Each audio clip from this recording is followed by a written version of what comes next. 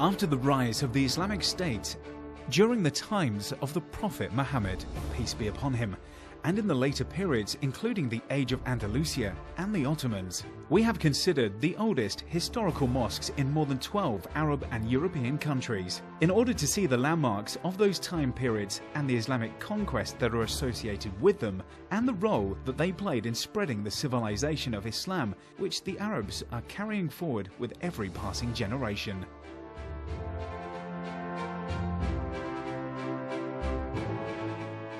And so, the mosques we cover in this series have many historical stories since they were founded.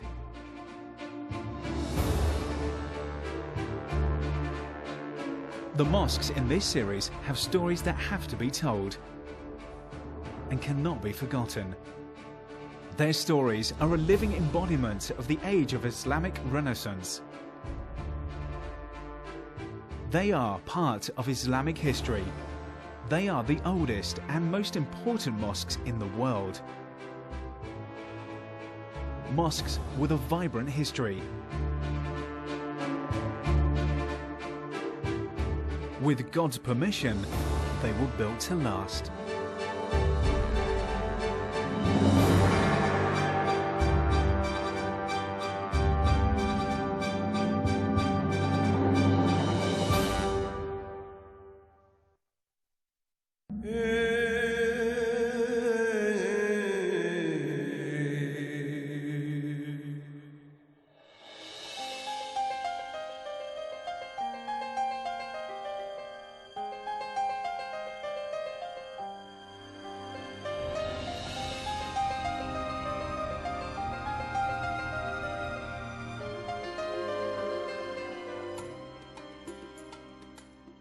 Yemen is home to wonders and ingenuities of unique Islamic architecture, the likes of which cannot be found anywhere else.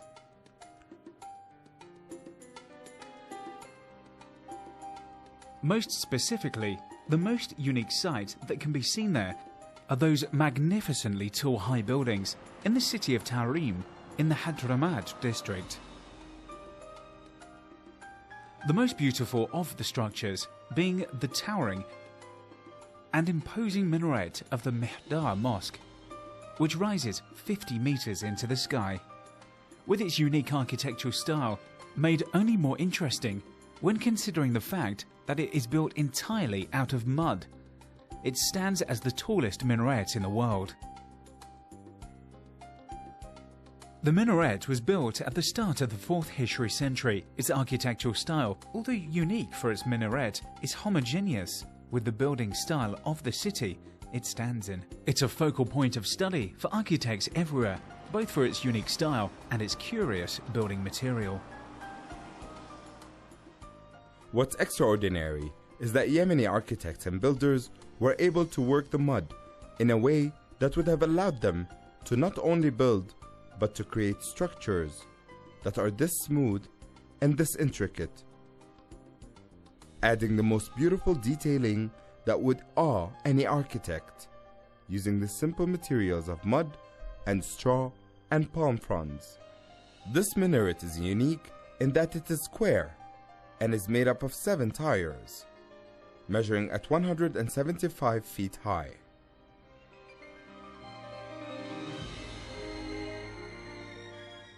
However, Yemen has a lot more to offer, for in its ancient cities one can find mosques that date back to the prophetic era, and the Prophet, peace and praise be upon him, was the one to order their construction, specifying to his followers their locations and details. So their significance lies within their religious worthiness in addition to the historical and architectural worth. Among them is this Sana Grand Mosque, built by a group of well-known companions who were sent by the Prophet, peace and praise be upon him, as his messengers and as rulers of Al-Yemen. And they were able to spread the call of Islam with conviction and by setting an example, making Yemen the second place on the earth to receive and accept Islam after Al-Hijaz. And so, Sana Grand Mosque is one of the oldest mosques in Islam, and is the first mosque to be built in Yemen, with its Qibla being specified by the Prophet, peace and praise be upon him, himself.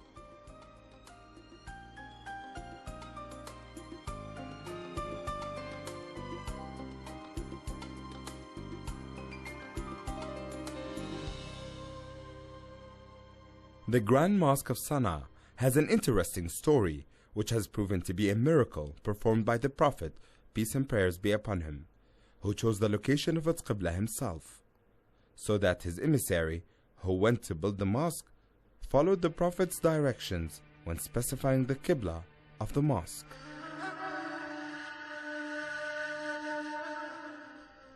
The Grand Mosque of Sana'a has an amazing story. It was built by the companions of the Prophet, peace and prayers be upon him. It was built in a way which we can now see thanks to satellite imaging as one of the few mosques which align directly with the Kaaba. Using Google Earth, a group of scholars extended an imaginary line starting at the heart of the Qibla. The line, like I said, is imaginary and was extended from the Qibla of the Grand Mosque of Sana'a all the way across the lands in the Arabian Peninsula to the Kaaba, where to everyone's amazement, it went right through exactly the middle of the Kaaba.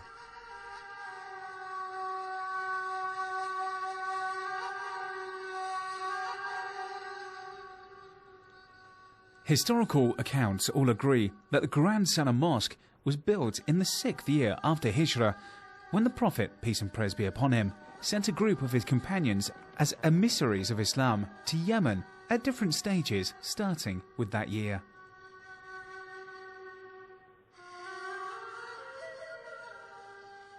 The Great Mosque is considered the third mosque in the history of Islam, after Quba and the Prophet's Mosque in Medina.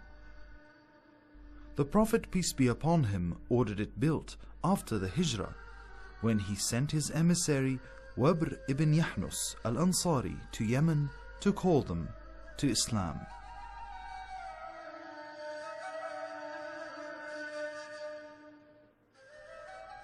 The Prophet, peace be upon him, sent a group of his companions to Yemen. He sent Abu Musa al-Ash'ari, Muaz ibn Jabal, and Ali bin Abi Talib, may God be pleased with them all, each of whom went to a region on Yemen, because Yemen, as you know, is a large country, and so he sent a companion to each of the major populated regions. He sent some of the great companions to Yemen. Ali bin Abi Talib, for example, was sent to a region where he played a vital role in building a solid foundation for Islam there. They entered into God's religion in large groups and with great conviction, and so those emissaries were sent to govern and as points of reference to the newly converted Muslims when they had questions about this new faith of theirs, thus helping secure and establish strong foundations for Islam in Yemen. And Ali, may God be pleased with him, was one of the vital components in achieving this goal.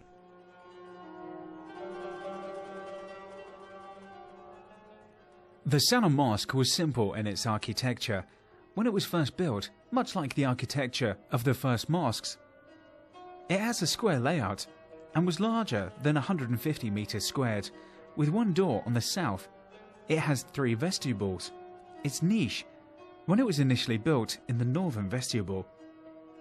In the eras that followed, the mosque was renovated and rebuilt many times.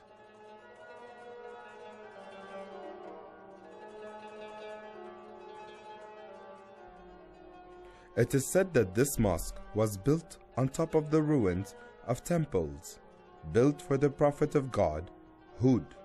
This mosque was built at the time when some of the Prophet's companions, peace be upon him, were in Yemen, and these include Abu Musa al-Ash'ari and Muaz ibn Jabal and many others.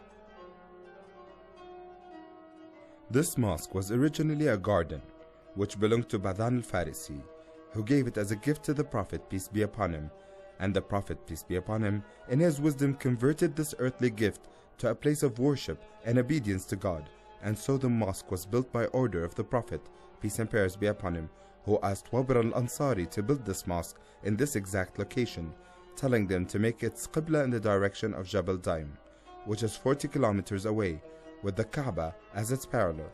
And so we have the Qibla of this mosque, and then Mount Daim, and then the Holy Kaaba, which has been proven through the scientific inquiry into miracles.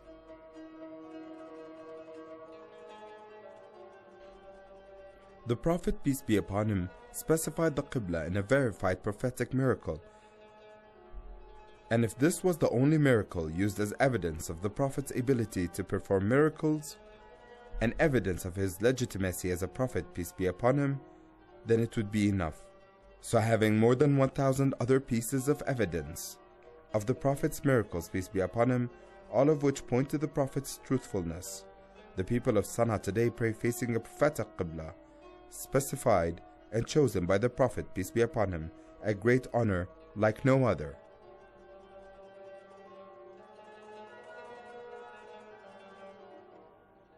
The mosque in its current dimensions is as it was decreed by the Umayyad Caliph Walid ibn Abdul Malik. It is still rectangular shaped, but now measures 4,500 meters squared. Its exterior was built out of black stones and its upper levels with plaster. At the heart of the mosque is an open courtyard with a cubic structure in its center measuring 6 meters on each side. It is topped by a dome in which endowment records, Qurans and manuscripts of the mosque were stored. Surrounding this courtyard there are 4 vestibules of the mosque, the deepest of which is the Qibla vestibule.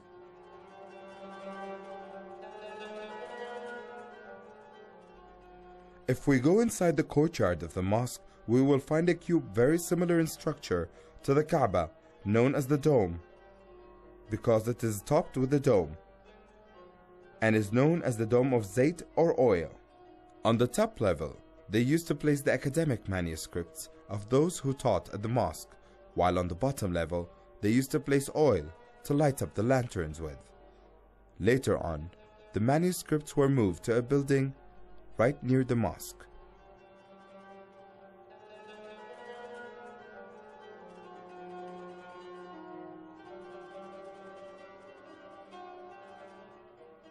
The Grand Sana Mosque has 2 minarets, one on the south and the other on the western side, both of which are considered among the oldest minarets of Yemen.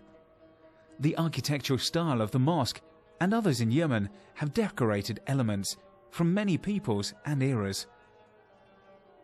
In it you will find a traditional Yemeni, the Turkish, the Indian and the African. And thus they are not only religious buildings, but historical relics which chronicle the history of the people and the cultures that have passed through Yemen.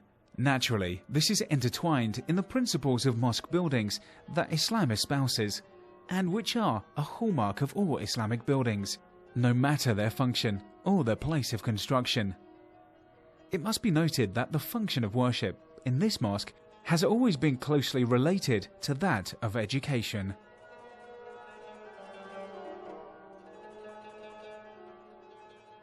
The Grand Mosque in Yemen must have started like the rest of the first mosques as a house of worship, but was transformed later on to also accommodate madaris. Having these educational institutions become part of mosques played a vital role in changing the architectural layout of such mosques, from simple prayer chambers with simple architecture to the style which is incorporated and accommodated in madrasa.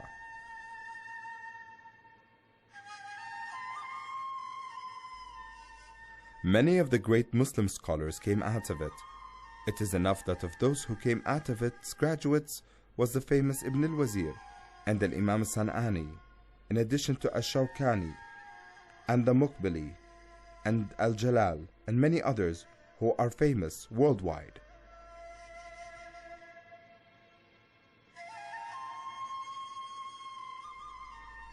Yemen has an interesting historical status due to the fact of its strategic geographic location. Also, those who embraced Islam in Yemen were all greatly affected by the Prophet, peace be upon him's character, which is reflected in their construction of the mosques.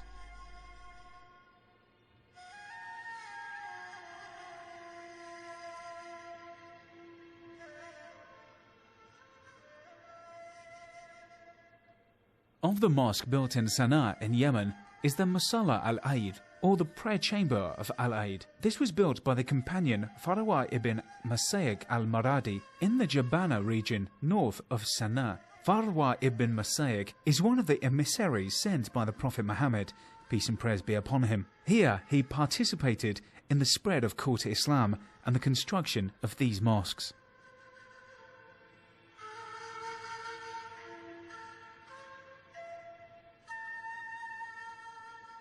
This is the mosque of Farwa bin Musayq, built by the companion Farwa bin Musayq al-Muradi when he was appointed the Emir of Sana'a by the Prophet, peace be upon him. And while he was building a cemetery, he built this mosque. This mosque remained in its humble design for a while, which was either a square or a rectangle with a flat roof. After that, the structure was renovated and improved on, especially in the 4th century after Hijrah.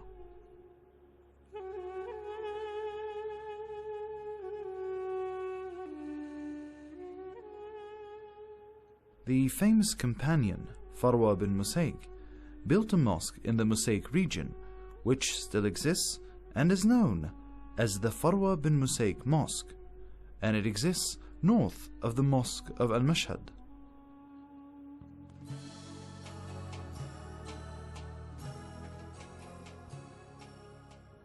This was known as the Jabana of Sana'a, which was built by the order of the Prophet, peace and prayer be upon him.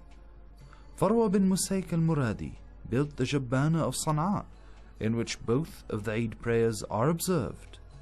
He built it north or northeast of the Grand Sana'a Mosque, in the area known today as Al-Mashhad.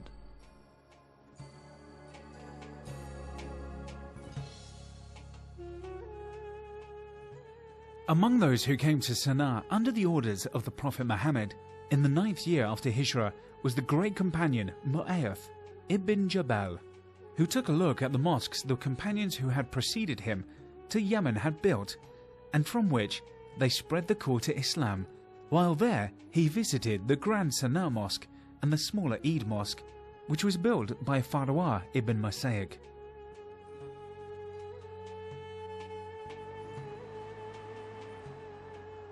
Mu'ayth ibn Jabal not only visited the mosques, but also built one in the town of Khan, in the area known as Thamar. The mosque was obviously built after that of Sana'a, and was later renewed and renovated more than once. The mosque, with its current construction, was built using black stones, brought to the site from the ruins of the old buildings, with engravings that show the Musnad calligraphy font and other late Arab engravings. The construction of mosques in Yemen differed based on the historical and political situation in the region at the time of their construction. Yemen was one of the farthest Muslim regions from the center of Abbasid rule, and so the first signs of collapse of the Abbasid Empire began to show with the separation that was happening in Yemen. This affected the construction of mosques. The history of Yemeni politics, culture, religion, and thought had a clear influence on the changes that occurred in the culture of Islamic architecture, something that the architects and artisans of Yemen were able to capture in their architectural masterpieces.